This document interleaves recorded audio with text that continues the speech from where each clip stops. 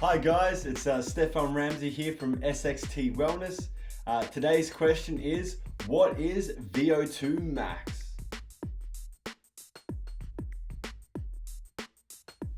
Alright guys, VO2 maximum, okay? Lots of people who are doing year 11 or year 12 VCE, anyone out there who's wondering what it means, what is the VO2 max, okay? Well, basically the VO2 max is the maximum amount of oxygen that can be taken out of the atmosphere, taken up by the body, transported and used by the working muscles, okay?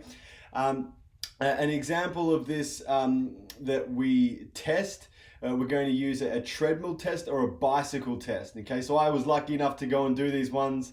I think in year 11 or 12, we went to the local university, and basically what they do is they connect you to a bicycle and they strap you up in case you fall over, because what you're going to do is you're going to push yourself to exertion. Okay, it's called the VO2 max. It's not called the VO2 half or the VO2 maybe I should try a little bit. It's called the VO2 maximum. So the point where the test is going to stop is when you reach exertion, which is going to be when the waste products that build up in your muscles outweigh the capacity of your body to get rid of them and break them down. And when you can't get rid of them and break them down, you can no longer keep working the muscles. And that's when, you've heard of lactate or lactic acids. That's basically when you're going to seize up and you just can't go anymore, because the waste is at a higher level than the body, than the capacity of the body to get rid of the waste. And the waste is detrimental to performance, basically stops your muscles from working because it interferes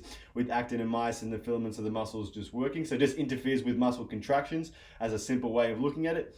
And that's the way that they're going to test it. And so you're going to get a number, whatever it might be.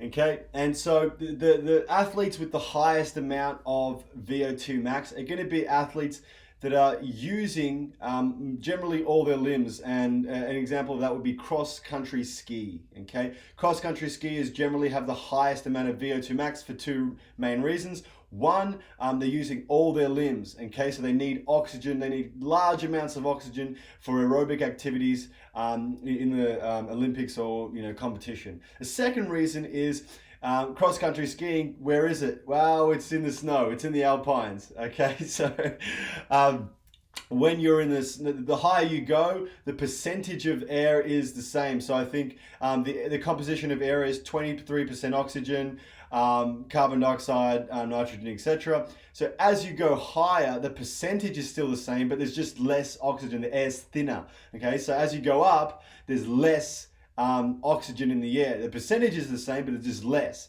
So what happens is that it's going to force your body into adaptations, chronic adaptations. So if you're going to live in the Alpine area and you're going to exercise there, over years, over time, it's going to lead to chronic adaptations, more red blood cells, because there's less oxygen. So you need to have more red blood cells to get more oxygen into the working muscles than if you were at sea level. Okay, so cross-country skiers generally have the highest level VO2 max because they're using all their limbs. They need heaps of oxygen for their activity, for their aerobic activity. And also the air is thinner as you go higher, so their body needs to get even more oxygen in and develop more red blood cells, etc. So hopefully that answers the question of what is VO2 max and how to test it and which athletes have the highest VO2 max. And if you have any questions, please let me know.